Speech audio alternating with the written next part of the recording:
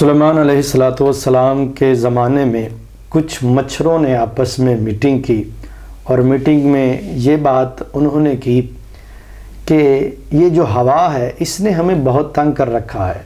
ہم جب بھی کبھی اپنی محفل سجا کے بیٹھتے ہیں، اپنی گفتگو کرتے ہیں، یا ہماری شادی کی محافل ہوتی ہیں یا کچھ بھی ہوتا ہے تو ہوا کا جھونکا آتا ہے اور ہمیں اڑا کر لے جاتا ہے۔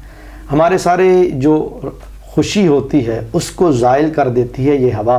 تو مچھروں نے آپس میں میٹنگ کی کہ ہم اللہ کے نبی حضرت سلیمان علیہ السلام کے پاس یہ بات لے کے جاتے ہیں، ان کو بتاتے ہیں کہ ہم بڑے پریشان ہیں اس ہوا سے، اس کی شکایت لگاتے ہیں۔ تو وہ مچھروں کا ایک وفد اللہ کے پیارے نبی حضرت سلیمان علیہ السلام کی خدمت میں حاضر ہوتا ہے اور عرض کرتا ہے کہ یا نبی اللہ، یہ جو ہوا ہے یہ ہمیں چین کا سانس نہیں لینے دیتی۔ ہماری شادی ہوتی ہے یا ہماری رقص کی محفلیں ہوتی ہیں یا ہم اپنی زندگی کو انجوائے کرتے ہیں تو یہ ہوا آتی ہے اور ہمیں اڑا کر لے جاتی ہے، ہمارے ساری جو خوشی ہوتی ہے اس کو غم کے اندر تبدیل کر دیتی ہے۔ اللہ کے پیارے نبی حضرت سلیمان علیہ السلام ان مچھروں کی بات سنتے ہیں اور کہتے ہیں کہ میں یک طرفہ فیصلہ نہیں دے سکتا، ایک فریق کی بات سن کر فیصلہ نہیں دیا جاتا، دوسرا فریق بھی آئے گا تو فیصلہ ہوگا۔ تو مچھروں نے کہا ٹھیک ہے یا نبی اللہ، آپ ہوا کو بھی بلا لیں۔ تو اللہ کے پیارے نبی کی حکومت تمام ہواؤں، فضاؤں، درندوں، پرندوں، حیوانوں اور انسانوں پر تھی۔ تو حضرت سلیمان علیہ السلام نے ہوا کو بلایا۔ اب جیسے ہی ہوا کو بلایا، ہوا کا ایک جھونکا آیا اور سارے مچھروں کو اڑا کے لے گئے۔ اسی طرح اللہ تعالیٰ نے قرآن پاک میں ارشاد فرمایا جاء الحق وزہق الباطل، حق آیا اور باطل بھاگا، اسلام آیا اور کفر بھاگا، مولوی آیا، الہاد بھاگا۔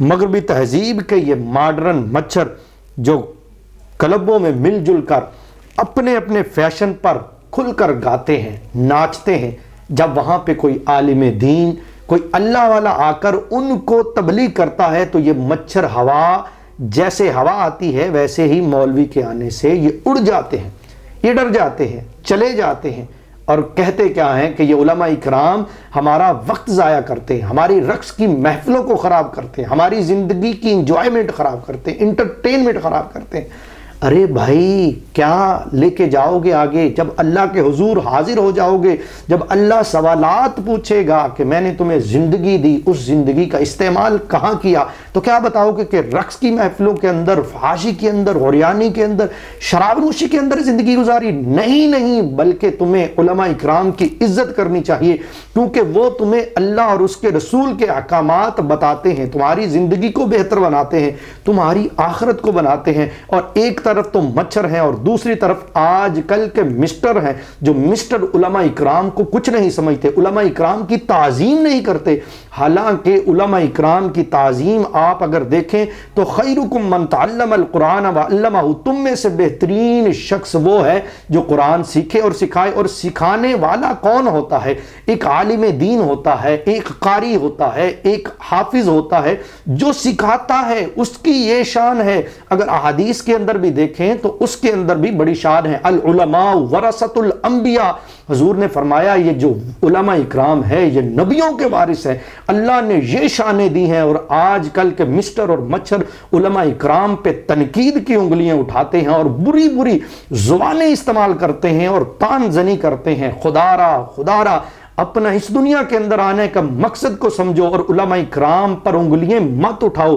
جو علماء اکرام تمہیں دین سکھاتے ہیں ان پہ انگلیاں اٹھاتے ہو۔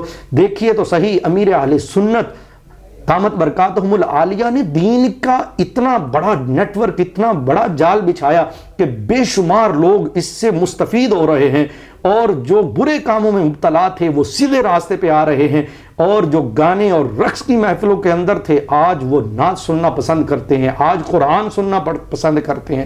خدا را علماء اکرام پہ مت بھونکیے، علماء اکرام کو برا مت کہیے، بلکہ ان کی کہی ہوئی دین کی بات کو سمجھیے اور اس پر عمل کیجیے اور اپنی زندگی کو بہتر بنائیے اور اپنی آخرت کو بہتر بنائیے، کیونکہ یہ اہم اور ضروری